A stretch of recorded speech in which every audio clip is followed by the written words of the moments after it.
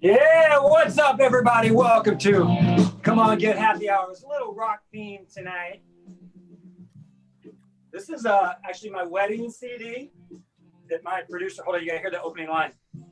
Well, I'll take whatever I want, and baby, I want you. So the interesting story, Judy, my producer, I'm talking to right now in Canada, actually made a wedding CD. Does it look familiar from 15 years ago? Oh wow.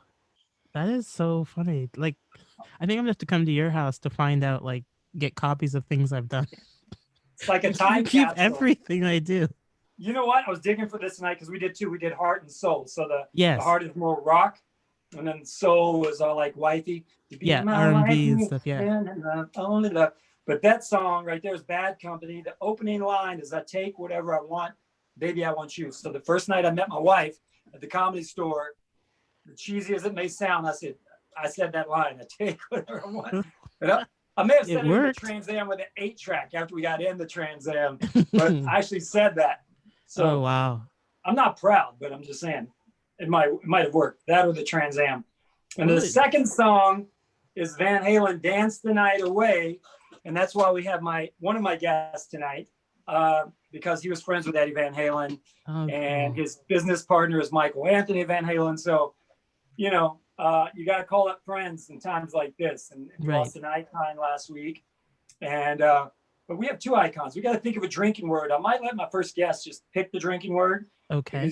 He's a funny ass dude, and I was thinking of maybe icon or legend because both of my guests are legends in their own fields.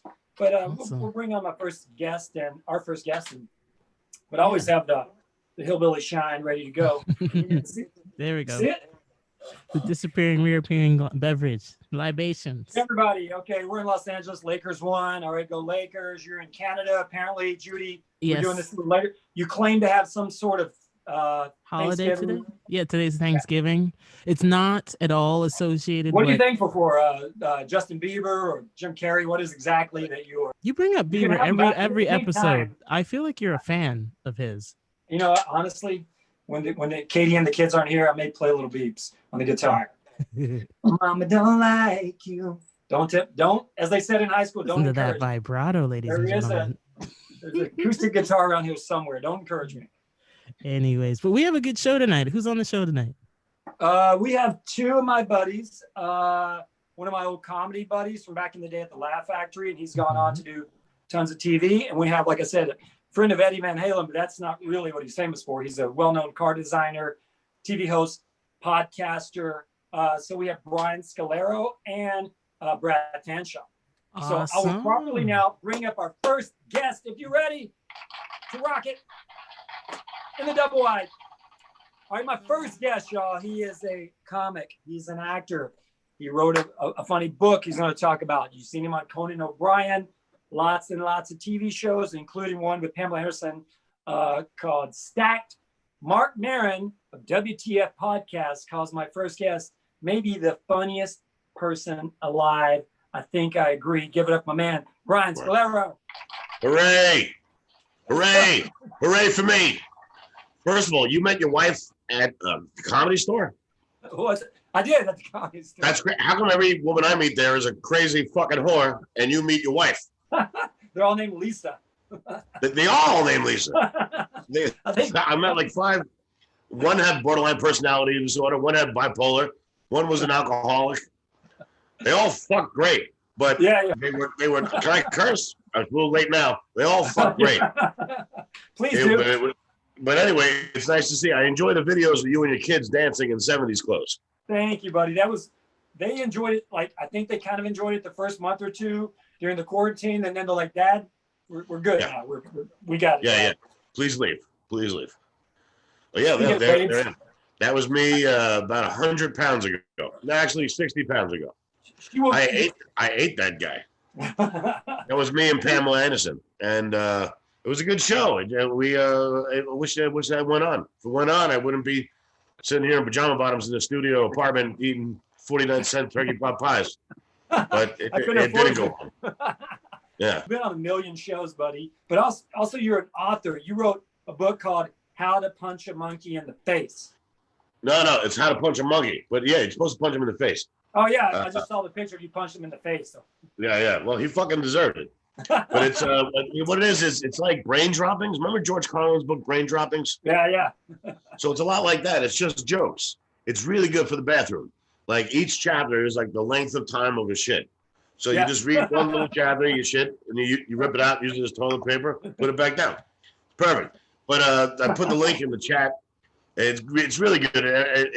I'm very happy with it. I did it last year, and I'm happy. I always wanted to release a book, so I did it. So I'm proud of you, buddy. Thank you. Did you write stream of consciousness? Did you use your jokes? Did you take directly from your bits or? Well, what I did is I took my old act, my really old act, the second act, the act I was currently doing, and jokes that I never did yet. And I also put some skits. I did a lot of skits. And I took all my tweets. There's a whole thing on one-liners. So it's it's really bizarre book. It's you can't even see it, but see, it's funny, isn't it? I'm gonna get it, buddy. I'll give you my. I hope you do, because I need to eat. I need to fucking eat. Well, send me one, or I'll pick it up from your place, throw it off the balcony or whatever, and I'll give you my book and I'll give you a shout out. I would love to read your book if I had money. If you want to give me yours for free, I'll definitely read it. Let's do a trade. Okay, buddy. Sounds good. But you mentioned some of the shitty shows. I've done Mad Men. I've done Grey's Anatomy, Bones Castle, Shameless. And you did Stacked with Elon Gold, right? You just roasted Elon Gold and Christopher Lloyd, and Christopher Lloyd was the best part. My favorite story about Christopher Lloyd is after about 2 months of working with him, I was sitting down with him. I go, listen, there's something you did I got to tell you. It really bothered me. He goes, what? I go, something you said, something you did really fucked me up, and I'm kind of pissed about it. He goes, what? Well, what did I do? And I go, when you killed the cartoon shoe in Who Framed Roger Rabbit, when you put it in the dip and you killed the shoe was just a squeaky little shoe. It had no arms. It couldn't do anything. It couldn't even talk. Why'd you kill the shoe? And he looked at me really seriously. He goes, I'm really sorry. But it was it just was very funny, He was a good guy. Let's hug it out. Yeah. It was funny. He was a funny guy. I just watched him on One Flew Over the Cuckoo's Nest. He was fucking great in it on Netflix. He was brilliant, bro. It's funny. I was just talking about Christopher Lloyd because I know the other Christopher Lloyd that created Modern Family, writer, Frasier, and all that. And Chris is very low key. The other Chris, I know. He's a writer. So I was just talking about him at lunch yesterday. For some reason, like the day after the Emmys, I was at his house, and I go, bro, congratulations. He goes, on what? I go, on what? You won like fucking 50 Emmys yesterday. And he's like, another day at the office. Like he didn't even go to the Emmys. Yeah, and he doesn't care. It's funny. The other guy who created the show with him was the guy who wrote Stack. Steve Levitt. Yeah. So I talked to Elon about that once. Yeah. And all good stuff. So, buddy, what do you get recognized for the most? It's always, I think, mostly from jerking off outside people's windows. You're the guy who I caught taking my underwear out of the laundry room. That's me. It didn't fit. It stretched and ripped. I tried it though. It changes all the time. Like if it's people seem to, like, when I go to Vegas and I'm like just walking around, people go, they look at me and they don't remember where they know me from, and that's kind of how I like it. You know what I mean? I want to be able to yell at cars when I want to yell at cars. I want to be able to fight a guy in Ralph's without getting in tabloids. You know what I mean? So I like not being known. Problem is, it's really hard to sell tickets as a comedian when you're not known. But I don't want to be known. The more you're known, the more attacked you get, and I don't like that. When me and you grew up, nobody was writing to John Candy calling him fat on Twitter. You know what I mean? He just was beloved. Nobody was writing to Cary Grant calling him. Everybody's like a little keyboard warrior now. Yeah, and I don't want any part of that shit. Yeah. I just want to fucking entertain and go home. And that's what I do on this show. I don't talk about politics. I just want to be escape. But I had an famous MMA fighter on here about a month ago, and he has a lot of haters that I'm sure wouldn't say shit to his face. But at the same time, we were live on Instagram. You can see the comments, and people were just talking shit. And I'm like, it's crazy. Yeah. It's crazy. Everybody's so brave to talk shit and tweet and blah blah blah. Yeah. It's I don't want any part of that shit. It's not what, like, let them get, like, I'm getting more used to it. Yeah, get angry. That's fine. I must have deleted 30 people off of Facebook in the past few months, with with differences of opinion just on fucking politics. There's people I found attacking me. out you could mute people, which was a great thing. I just found, like, I love you, and I still want to be friends with you, and we don't have to talk politics. We can just talk about, you know, whatever, chick's named Lisa at the Comedy Store or whatever. But it's a different time than we used to. Like 10 years ago, did you ever tell a joke on stage and worry about, like, oh No. shit, am I? No, Like someone tweeted, I think Whitney Cummings tweeted today, if someone blocks you because of a joke, or if they're offended, like, it must mean you're funny. If you offended someone now in this day and age, must mean like, okay. I always like what Patrice O'Neill said. Patrice O'Neill said, you don't own the tragedy. Let's say I write about 9/11 or I write about cancer and you get offended. You're yelling at me. You don't own cancer. You know what I mean? Like, a lot of people, everybody knows somebody who died of cancer. So you don't I had own cancer. I joke about cancer, you know. Yeah, exactly. I have multiple sclerosis and I get an MS joke and I'll laugh, you know.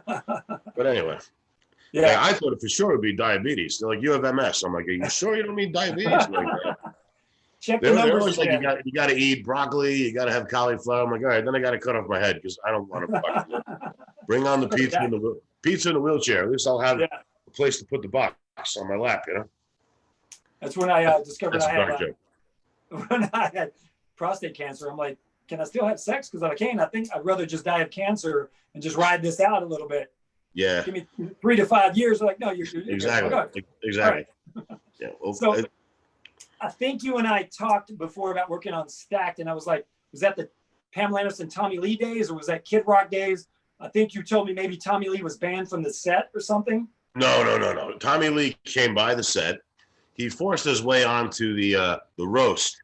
He wasn't invited. He forced his way on. Okay, all right. Or they asked him, but she didn't ask him. But she asked us, well, who we think she should date.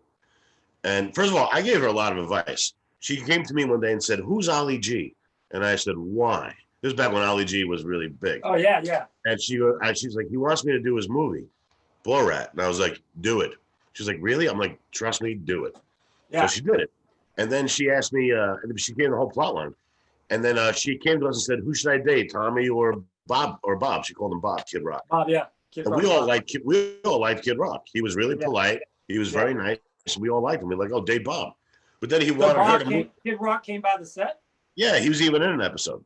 And he wanted her to move to Detroit. You don't take Pam Anderson out of Hollywood. That's ridiculous. You don't move her to Detroit. That's like a death sentence for somebody with tits like that. You know what I mean? So she called it off, you know. And then me and her dated for like 3 years. So that was Stacked. How long was Stacked on? 2 years. All right. We did 2 years. We have the DVD is good. It's on Hulu right now. All right, I'll check it out. And I just saw Elon not too long ago, before you roasted him. And how was that? Did it go over with the roast? Was there? It was fine. I couldn't hear anything. So I just did my jokes and got out of it. It was very hard to hear. But you know, I'm friends with all those guys, so I assumed they were laughing. I just did my jokes and got the fuck out of there. You know. But it looks like the people who were there were a little drunk, so they went on and on and on and on. So I was was that a pool or something, or Elon's house? I have never been to Elon's house, and I'm happy about that. I went to dinner with his family once, and I still want to kill myself. You know, their kids would just run around, but he's one of my best friends. I've known him. He played my brother for 2 years in like the most high stress situation, you know.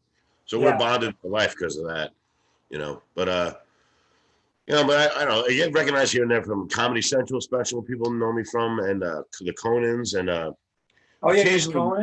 occasionally Mad Men. People recognize big Mad Men fans. Big Mad Men fans recognize me. Yeah.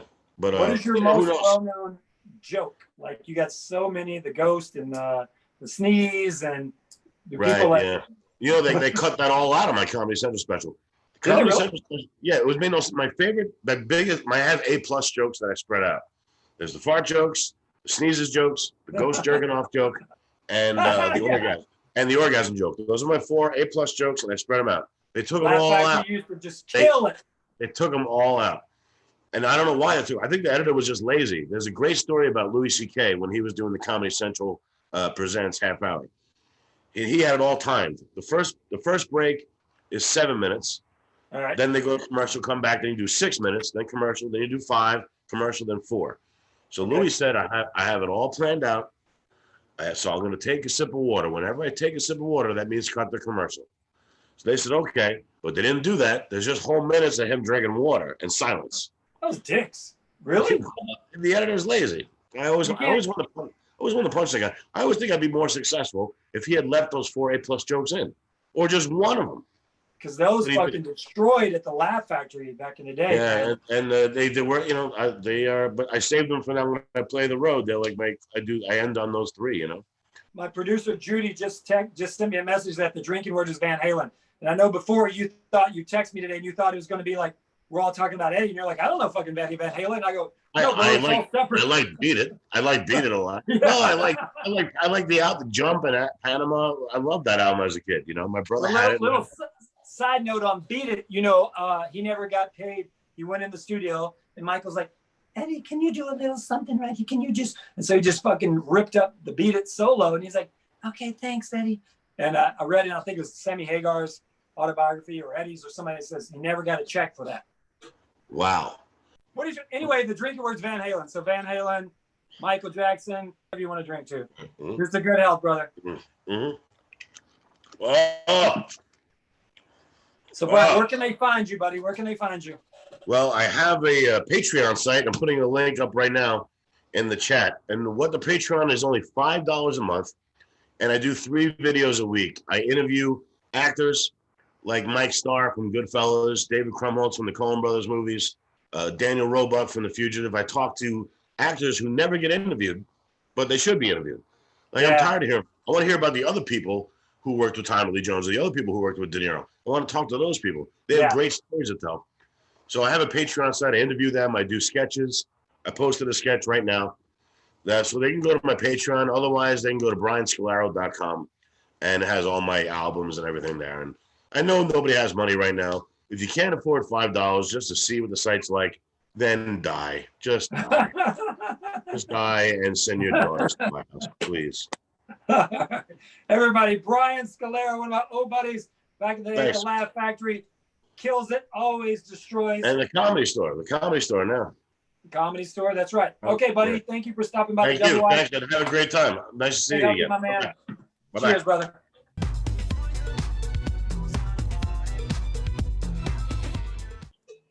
All right, everybody. Good buddy of mine's about to come up. And I'm playing a little VH right now because it's a band he knows very well. He's been on the show a few times, but this past week we lost an icon. And I think my producer Judy designated the drinking word this week as Van Halen.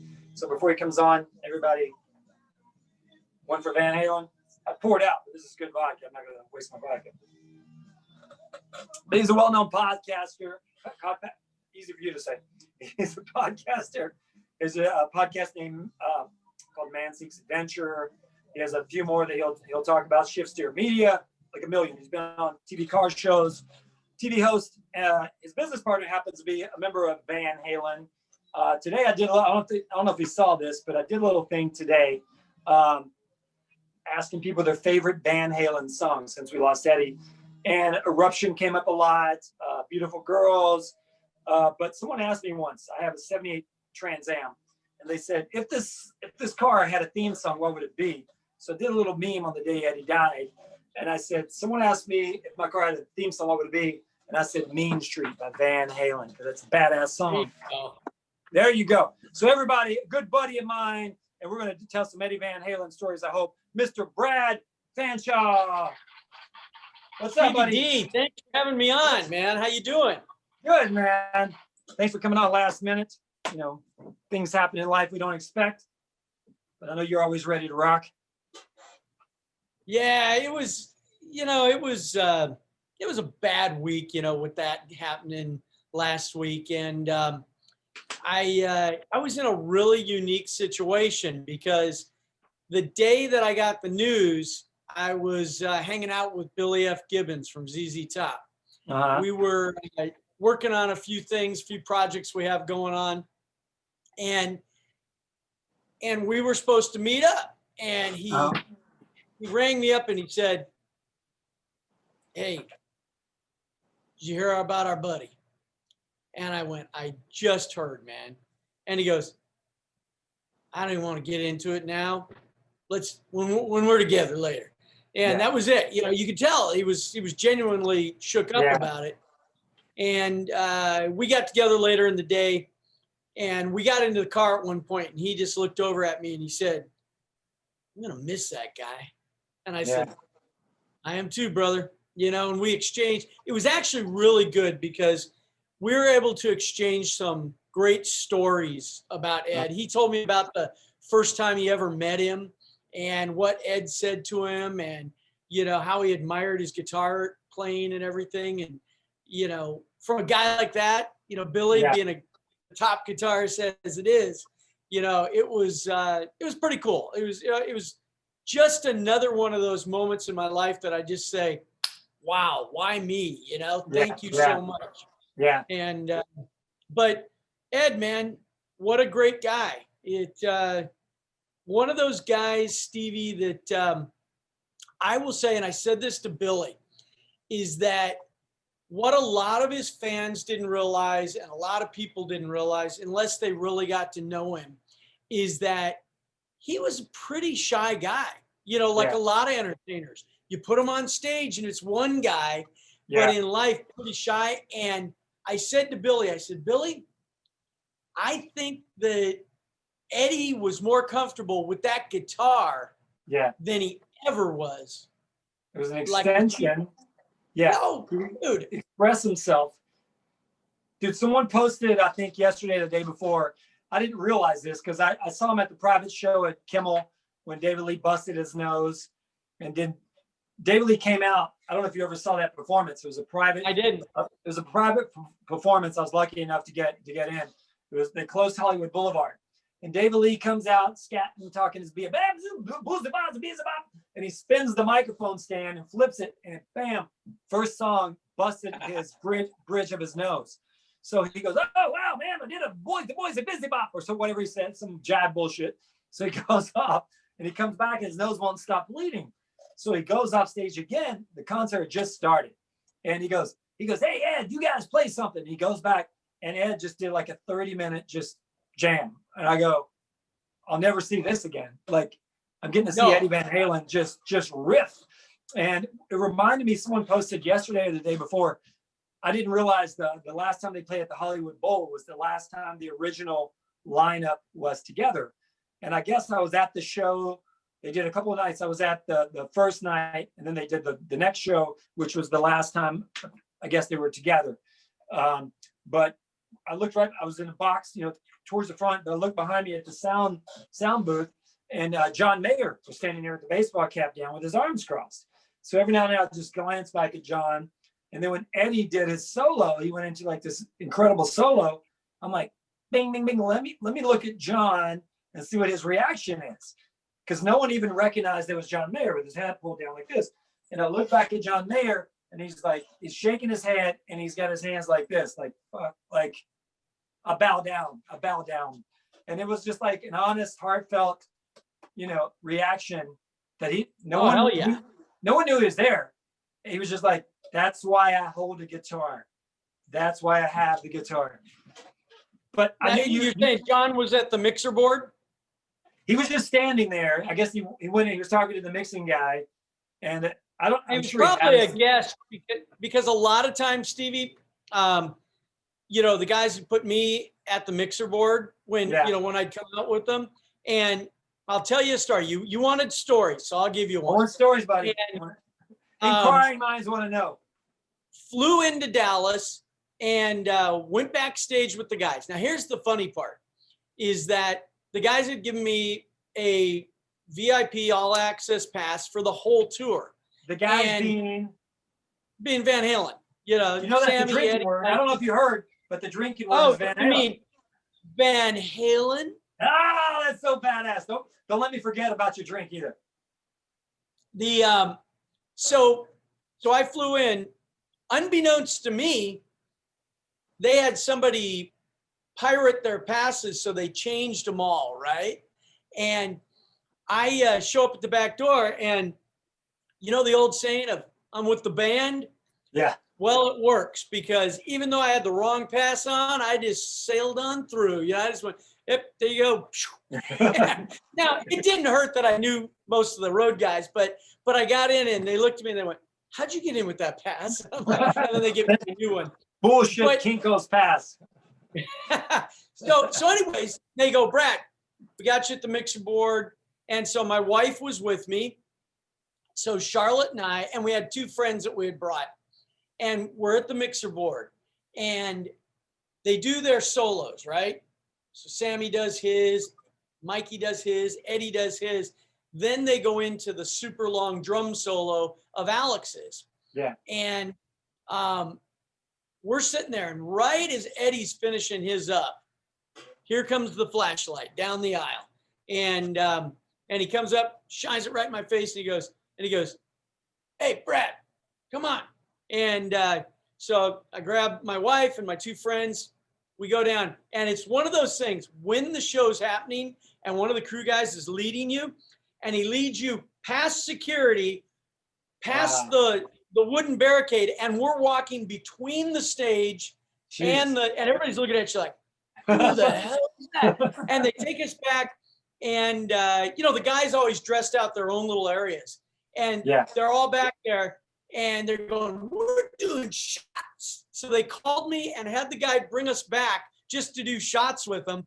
And so we're doing shots, and I look over, and my wife, she's not like big heavy partier, and I look over and she goes, my second one, and her and Sam are over there, and it was just so these rock classic. stars are corrupting me.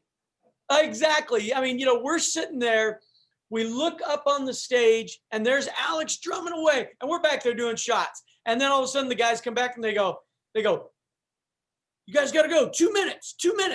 And so that means we got to go too. So back out, they take us back out with the flashlight to the board, and we got a nice buzz, and we are watching Van Halen. Yeah, brother. So let me ask you this. What did you use shots of? Tequila. Really? Because Dave always came out with his JD, his Jack Daniels bottle. And Mad Mike also. Mike did, yeah. Did I mention that Mike is your business partner, right? You said it at the top of the show, yeah. All right, see, I've had too much moonshine. I couldn't remember. So do you want me to tell you what this cocktail is? Yeah, so Brad, on one of his podcasts, is it Man Seeks Adventure, that you're known for the cocktail of the week? You and Dave Merrick? Drink of the day. Drink of the day. So he makes this a lot, and I always tease Brad because he puts 42 ingredients in one drink. And I buy vodka that's on sale and open my refrigerator. And tonight it was like some sort of a sparkly raspberry blackberry drink or something. But anyway, I did make it. Oh, I didn't make it. My wife made a fancy drink the other night, and I sent you a picture of it. You did. Because you made the with ultimate Buffalo Trace whiskey. Buffalo Trace from Kentucky. That's right. But you made a special drink in honor of Eddie from Van Halen. Yeah, from Van Halen. You're gonna be drunk. And look at that. And I want to talk about the truck you made also, because you made the truck that was it was called his Frankenstein signature guitar, right? The Van Hauler. So, so the drink that I made in honor of Eddie. Now, Eddie, he liked vodka. Well, he liked beer and wine too, but he liked vodka. And so I said, I need to make a vodka drink, but I had to rock it out a little bit. Yeah, I had to add a couple of ingredients. So what we have here is we have 2 ounces of vodka. We have a 1/4 ounce of lime juice. We have 2 ounces of cranberry juice. And then just to give it that over the top, we have 4 ounces of ginger beer. I love ginger beer. We put that in a tumbler, stir it up. Because of the effervescence of the ginger beer, you don't want to be shaking it. So we stir that sucker up. And then because it's a rock star drink, you got to put rocks in there. So we pour it over 2 big rocks, and it's ready to rock. It's ready to roll. And it's all in honor of our buddy, Eddie Van Halen. And what do you call it? The Eruption. Yeah, the Eruption. Thank you, buddy. Yes. And this glass right here, I'll have you know, I made that on Saturday morning. I striped it myself. Wow, buddy. I had the picture queued up before.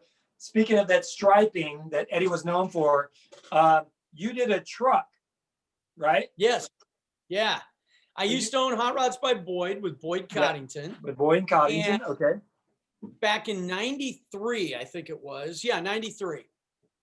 It was one of those things where everything kind of came together. You know, I'd known the guys in Van Halen forever, and brought together by their road manager, Scotty Ross, who was a buddy of mine clear back in my Vision days. And so Eddie had mentioned he wanted a truck, wanted a really cool truck. We talked about it a couple times. Then the publisher of Hot Rod Magazine and Sport Truck Magazine, a guy named Harry Hibbler, he came to me and said, hey, we want to do one of your awesome Boyd trucks. We were known for that as a giveaway for a big promotion we're doing. Almost the same time, Chevrolet came to us and said, we want to put a Corvette motor and Corvette suspension that's coming in our new generation Corvettes into a truck. Well, and I went, oh, I think we have an idea here. So I talked to Ed, and that's where it was all born. And I went to the artist who didn't even work for me full time at the time, Chip Foose. He was doing freelance. Sounds familiar. I don't know. Yeah, he's a guy. Some people know. Google it. And Chip was doing freelance for me. I went to him, told him what I wanted. I said, clean like all our trucks, got to be red. We're going to put a stripe down the side that has Eddie's, Frankenstein striping in it. And I said, but Eddie specifically said, do not make this the Van Halen truck because I got to drive it. And so we put an LT1 in it, Corvette suspension, had giant rear tires, and Chevrolet Special Projects race team, helped us get everything tuned in perfect. And we had this rendering of the stripe. And I went back to Chip and I said, just a stripe down the side, we got to do something else. So right up in the very front, right by the headlight, I had Chip redo the stripe to make it look like a guitar headstock, so that it ended and said music. And so it turned out great. We did the giveaway truck, which literally was completely Frankensteined out. It had the stripes painted on it everywhere. But other than being lowered and smoothed in a billet grill, it was stock, didn't have the motor or the suspension. And that one was given away. There's a photo that I sent to you when you asked me of Eddie and I in the studio when we went up to the Peterson Studios on Sunset to photograph. And it's really classic in my mind because I remember we were standing there and Ed goes, why don't you hold my guitar? And I went, really? I said, yeah, cool, man. I'll hold your guitar. And he took it, he slung it over my shoulders, and I'll never forget. I kind of took my one arm and kind of hung it over the neck like that. Sure. And he kind of playfully, I was trying to look all cool, Yeah. And he leaned over and he kind of playfully whispered, he goes, hey, Brad, you can at least act like you can play it. And I was like, oh, man. And he literally took my fingers. And if you look at that photo, was that C chord you're doing? Yeah, I don't even know, dude. And I'm not a guitarist.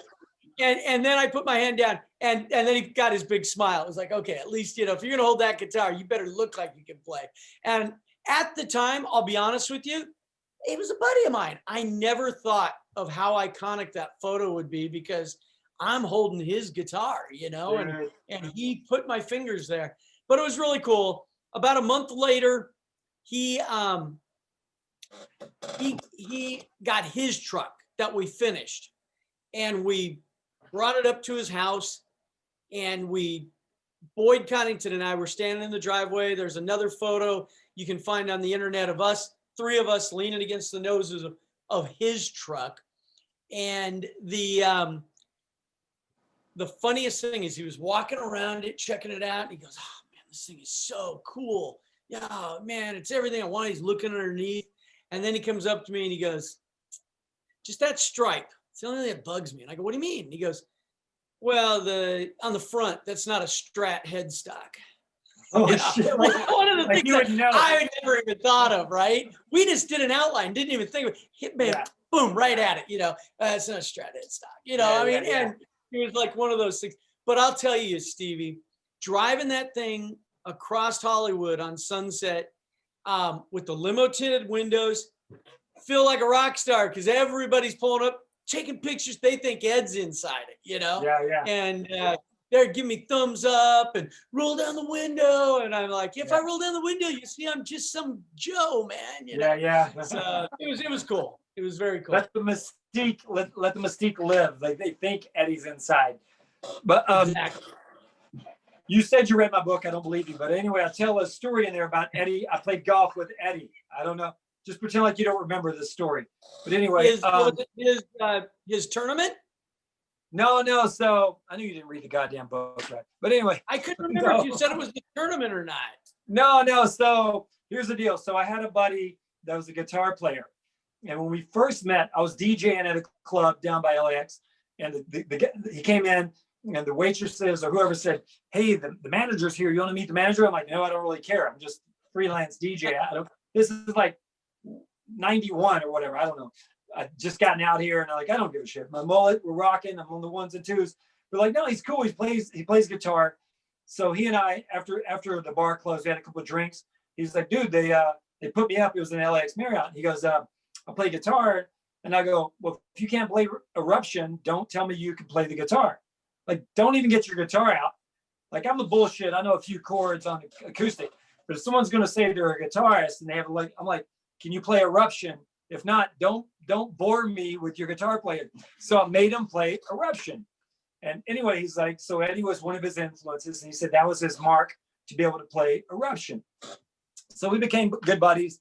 And the Palomino was still open out here at the time. And he goes, man, you got to go with me to see Steve Lukather. And I'm like, who in the hell is Steve Lukather? And he goes, Steve Lukather is this guitar virtuoso. He goes, Toto, Hold the Line, and he's like, that's all Steve Lukather. He says, amazing. So he takes me to the Palomino, and Steve Lukather is this wacky guy who read like penthouse porn between his sets, but he could just like wail. Like he was, and my friend said, see everybody in this room? He goes, it's 80% guitar players, and we all want to fucking quit the guitar after tonight because we'll never be that good. Never anyway, be that any close, yeah. Not even close. He goes, and I've been playing since I was 12. I'll never even be in the same fucking stratosphere as this guy. So anyway, he and I were horrible golfers, like not good. We're terrible. So like me. Yeah, like, and it doesn't bother me that I'm bad. It happens to bother everybody else. I'm like, I'm trying to relax and, hit the ball. It goes that way. I don't give a shit. But so we go to Studio City, pitch and putt on Whitsett every week. So he and I never played without each other. So one day we're about to go play golf. And at the last minute, he gets called into work and he says, hey, man, I can't. This is right before I got the BlackBerry. This is right before we had a pager. But he goes, bro, I can't go today. I'm like, well, I kind of feel like hitting some balls. I'll go anyway. So I go over to Studio City, pitch and putt. And they go, man, we're kind of busy today. I gotta pair you up with these two guys, but you gotta hurry. They're teeing off right now. I go, okay. So I sign in. I get my Lady Cougars because I didn't even have clubs. So they gave me like the Sears Cougars, but I would joke that they didn't give me men's Cougars. They gave me ladies Cougars. And they put an orange tape around it so I wouldn't steal the ladies Cougars. So I grabbed they gave me like a putter, a 7, and a 9. And they're going to go. And I grab my fucking 3 clubs. And I run to the first hole. And there's these long-haired dudes, right? And I'm like, hey guys, looks like I'm with you. And they turn around. And they go, okay, man. And the guy turns around and goes, hey, I'm Steve. And I go, fucking Steve. And the other guy turns and goes, I'm Ed. And I go, Eddie Van Halen and Steve Lukather is who I'm playing golf with? You said Van Halen. Yeah, I say Van Halen. Sorry, buddy. So, long chapter short, I played golf with Eddie Van Halen and Steve Lukather, the two. That's cool. 2 rock star icons that my buddy idolized. And they're the reason he picked up the guitar. Never played without him on this course. The one day he couldn't make it, I played with them. So I had them sign the scorecard. hey man, keep jamming or whatever, keep rocking, Steve and Ed. And I handed him the scorecard, and he's like, fuck, bullshit. I go, no, it's Steve. He goes, yeah. I go, well, call Studio City Pitch and Putt and see who's, you know. But anyway, wasn't that story in your book? Yes, that's what I was just saying, Brad. I'm saying, I remember it. He's like, oh yeah, I just remembered I read that shit. All right, buddy. So how did you meet Michael Anthony, Mad Mike?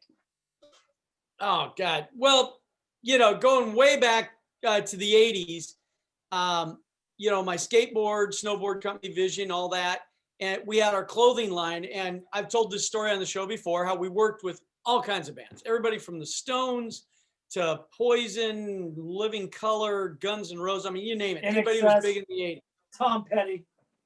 Yeah, Tom Petty.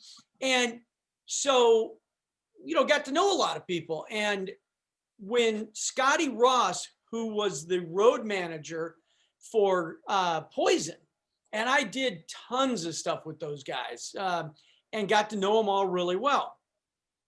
Well, fast forward, and Scotty called me one day, and this is after we did the truck for Eddie, and after a couple other things we'd done. And he goes, hey man, you got to meet Mikey. You guys would be really good friends. And he also wants to talk to you.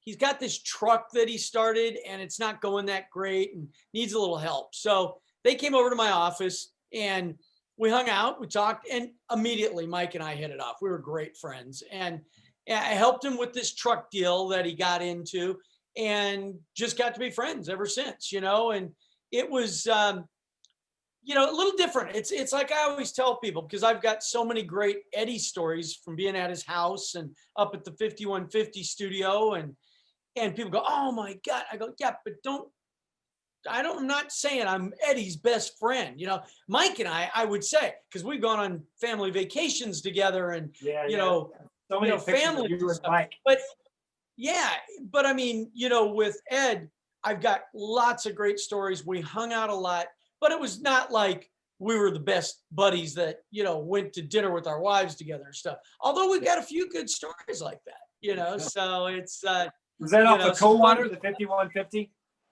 Yeah. There was funny, when we played golf that day. We walked out to the parking lot to our cars. He was driving like an old 60s Mini Cooper with the tiny wheels, you know. I'm like, Eddie Van Halen's driving like an OG Mini Cooper. I'm like, which I would look at whoever the fuck's driving that anyway, like, oh, what an odd car. I'm like, he wasn't even driving like a badass hot rod, you know. Well, that's because he had the badass hot rods and Ferraris and stuff. He just drove what he wanted to, you know. Yeah, I would be the same way. I'll just have, you know, 19 different Trans Ams, one of every year. But what is this roadster you made? You and Michael Anthony. I know you can't see it too great here, but we'll fly it in. But it's a roadster with the flames, and his base matches the car.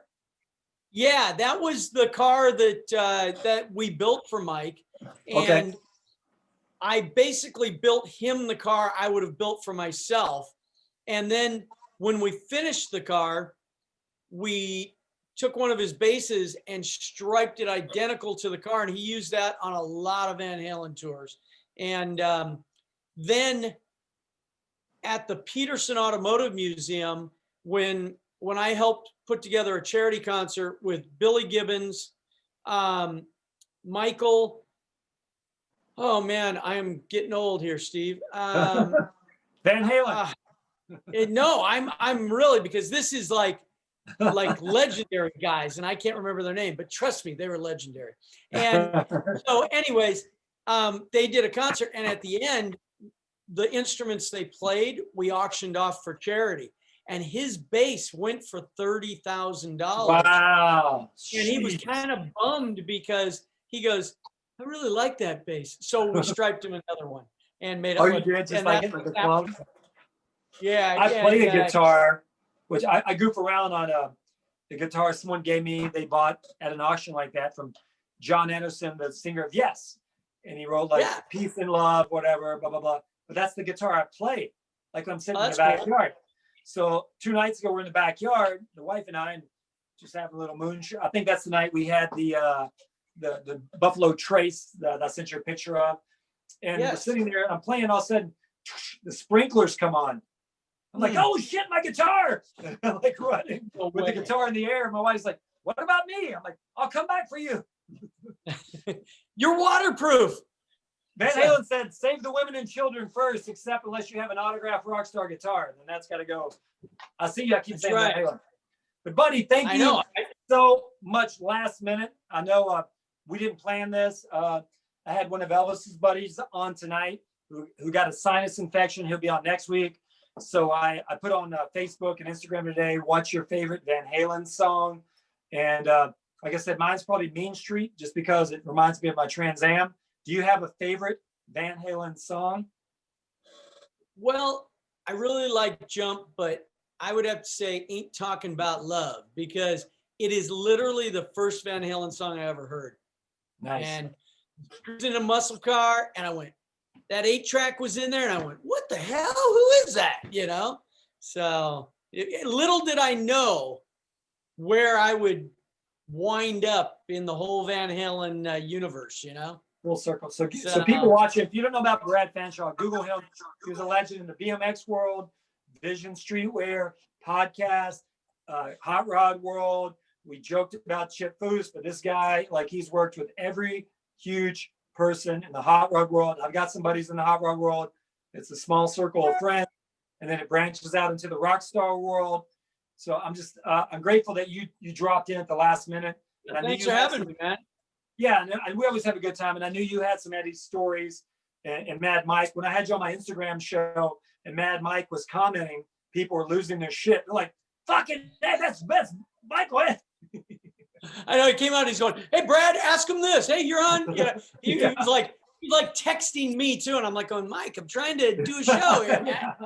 It'd be like me jumping on stage going, hey, Mike, that guy over there wants to know what, I mean, it's. Could you play this song? I gotta tell you, Mike, do we have time for another story, or are we running out of time? Ask my producer, Judy. Do we have time? Let's thumbs up or thumbs down? Another story. Tell the story? Yeah. She said yes. Go for it. So this is one of those, I have so many of them, but this is one that is such a cool story. I was up at the house, and the way Ed's kind of, his compound was laid out was you had the iron gates, and then there was a gatehouse. Then you went up a slight grade to the main house. Then you went around 180-degree uphill, 5150 studio, and then past that was another house that looked out over the valley. Wow. And so we were standing up there like we had been many times and just talking about whatever. And all of a sudden you hear the gates open, because you'd hear him go, eh. And Ed kind of leans over and he looks and he goes, oh, stand back. And I go, oh, okay. And all of a sudden you hear this, and I look down and there's like this 450 SL Mercedes. It was white, and it's screaming. And I go, who is that? Because I knew it wasn't Val. And and he goes, it's Kim Basinger. Well, actually, he said it's Kim, meaning Kim Basinger. And she comes screaming up around the 180-degree curve, and no kidding, if we hadn't have stepped like all the way back, she would have like mowed us down, man. And when he told me, here comes Kim, I'm thinking, I'm going to meet Kim Basinger, man. I'm going to see Kim Basinger. Yeah. No, she went past. All I saw was blonde hair. And then she pulls up to the house, and I'll never forget. See her get out. She slams the door, and like she's all in white, and she huffs in the house. And I'm like going, and he goes, yeah, man, that woman, she drives crazy. It was just like one of those weird Hollywood moments that would only happen there. And then later I read something about that had happened. She either broke up with her husband or some part or something, but she was pissed, obviously. But it was just one of those weird moments that would only happen at that time. You're with Ed. Kim Basinger killed by Kim Basinger. Yeah, can you imagine the news? Were she and Valerie friends? What was the deal? No, what happened was the house out there, they actually rented as a production office. And so they used it, her and her husband, okay, you know who her husband was at the time. When you can't think of it, just say Van Halen. Van Halen, but it wasn't Van Halen. I don't know who she was married to. God, this is crazy. Alec Baldwin. Alec Baldwin. That's right. All right. So, but it was just one of those great. So I know you got a million of them, and we should. We'll have to get together sometime, and I'll share with you. Thank you, brother. And we'll have a hidden camera behind us, and we'll post all of this. So, all right, my man. Thank you so much. And can you text me the ingredients exactly? We'll fly it up on the screen of the eruption drink. I will do that. But I want to do one thing. Let's do a cheers. Let's do a cheers to Eddie. Yes, sir. Brother, rock on wherever you're at. The greatest of all time. People say Hendrix, but you know, I wasn't around for Hendrix, but I was around, and a huge chunk of my childhood was Van Halen. So thank you, Eddie and the boys, and I'm so grateful I got to see them then. I saw 84, and I saw the reunion, and that was my dream. And so thank you, Eddie. And we played golf, and he was a smart ass. I was a smart ass. It was all good. It's all good, and we're all part of that universe. That's right. Thanks for having me on. Brad Fanshaw, where can they find you? Real quick. Where can find me on Instagram at Bradley_Fanshaw. I post all kinds of stuff there. Yep. Or find me and look at my friends and stalk me to stalk him, and we're all connected. All right, buddy. Thank you so much, man. Got it. Van Halen forever. All right, brother. Thank you. Thank you. Bye-bye. Brad Fanshaw.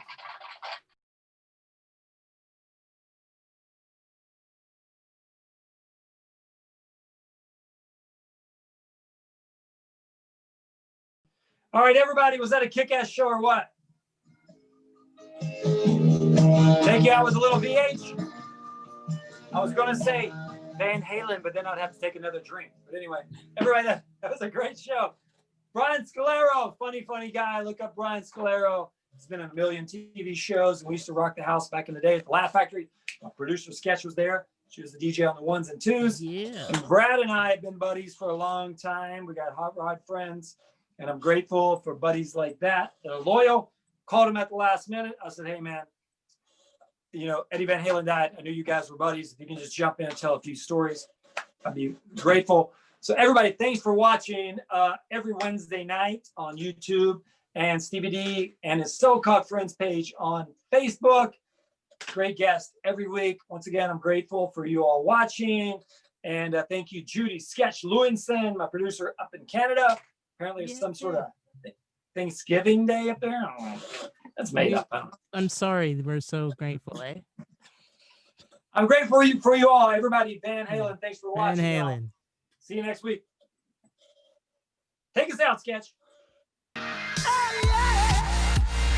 Flipping hits worldwide on the ones and twos. You're in the mix with IAmJudiLew.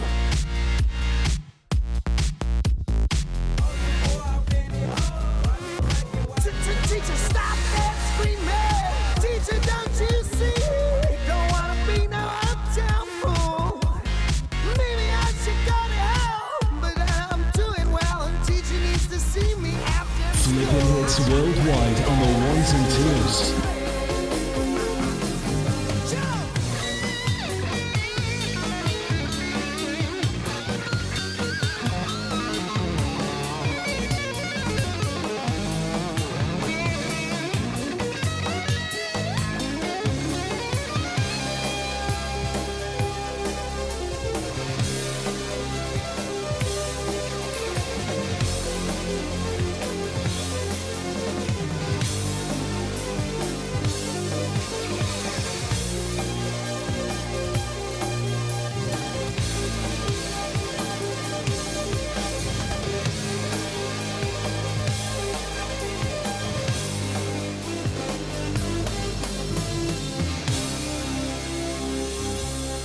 Flipping hits worldwide on the ones and twos. You're in the mix with IAmJudiLew.